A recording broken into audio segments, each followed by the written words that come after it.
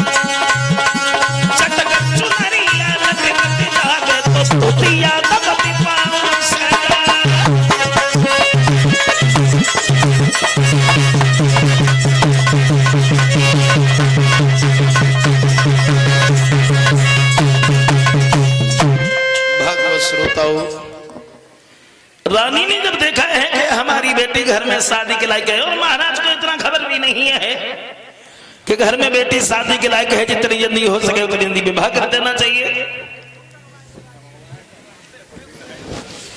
हम आज ही अपने महाराज को बुलाएंगे और रुक्मिणी की शादी की बात चलाएंगे। ये बात सोचने के बाद में दासी से कहा है, तू दरबार में चली जा, हमारे महाराज को बुला करके ले आ।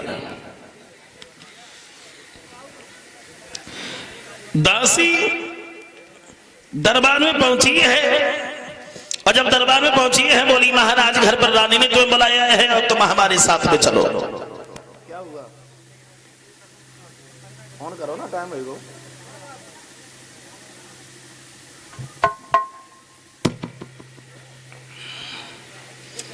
भक्तजनों,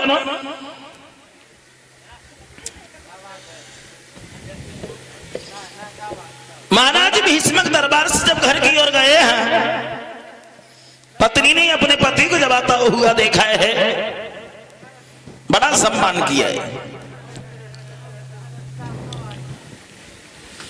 बड़ा सम्मान किया है। राजा की आवाज कम करो नहीं थोड़ी।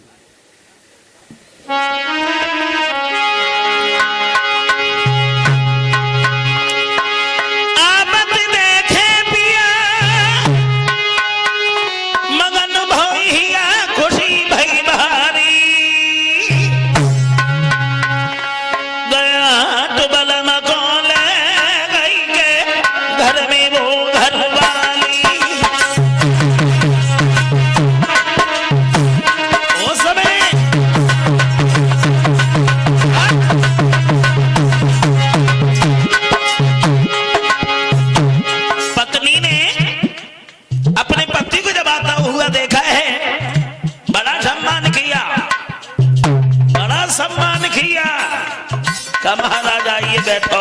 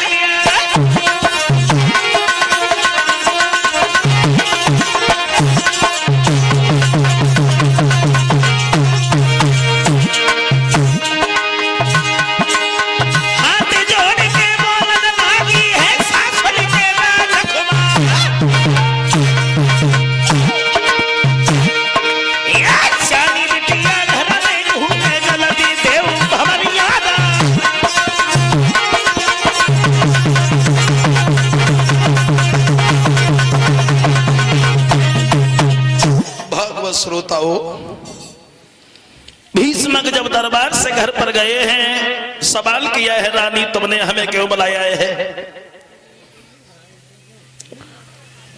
रानी बोली, महाराज तुम्हें बिल्कुल खबर ही नहीं है कि घर में बेटी शादी के लायक है।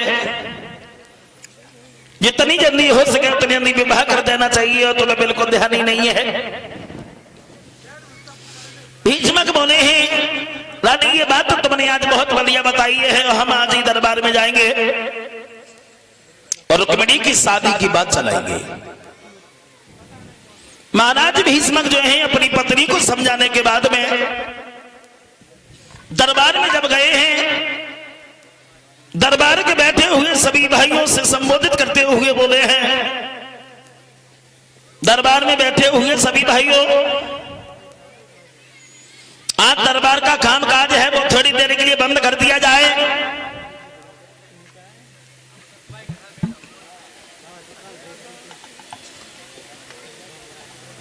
आज हम अपनी बेटी रुक्मिणी की शादी की बात चलाएंगे। किसी नजर में कोई लड़का है तो आप हमें बताओ। सबको बराबर बोलने का हक है, कोई छोटा बड़ा नहीं है। आप तो जानते हो हमारी बेटी कितनी सुंदर है और सुंदर बेटी के लिए सुंदर लड़का भी होना आवश्यक जरूरी है। सबको बराबर बोलने का हक है, कोई छोटा बड़ा नहीं है। किसी के भी दिमाग में अगर आ रहा हो आप हमें बताते जाओ, बोलो।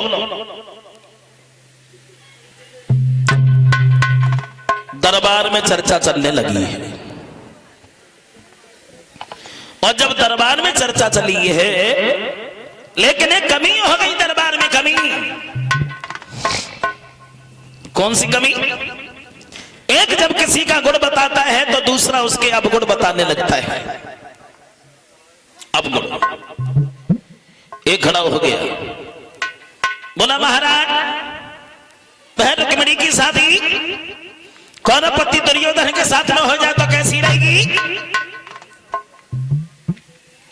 तब तक दूसरा खड़ा हो गया, कबिल को नहीं, घमंडी है दुर्योधन, सगे भाइयों का सगा नहीं हुआ, तुम्हारा कहां से होगा? कोई और देखो। एक जब किसी का गुण बताता है तो दूसरा उसके अवगुण बताने लगता है। सुबह से दोपहर हो गया, ये फैसला नहीं हो पाया कि रुक्मिणी की शादी कहां तय की जाए। वहां के दरबार के बारी बारी से हर राजन के नाम सुना लगे।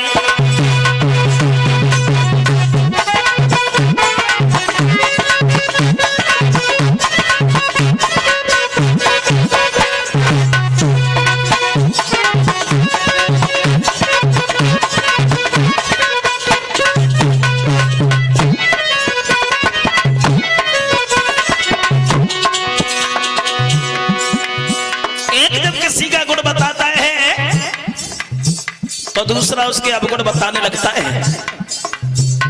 सुबह से दोपहर हो गया, ये फैसला नहीं हो पाया कि रुक्मिणी की शादी कहां तय की जाए।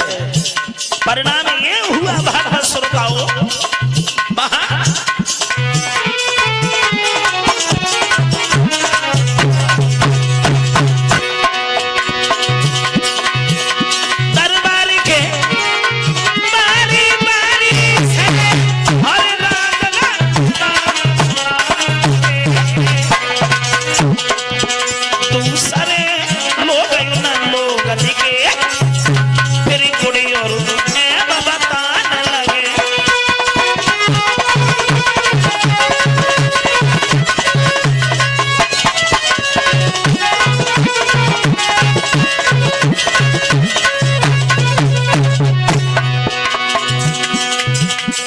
किसी का गुण बताता है दूसरा उसके अवगुण बताने में लग जाता है।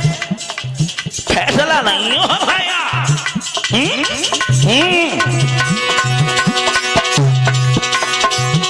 पल में भव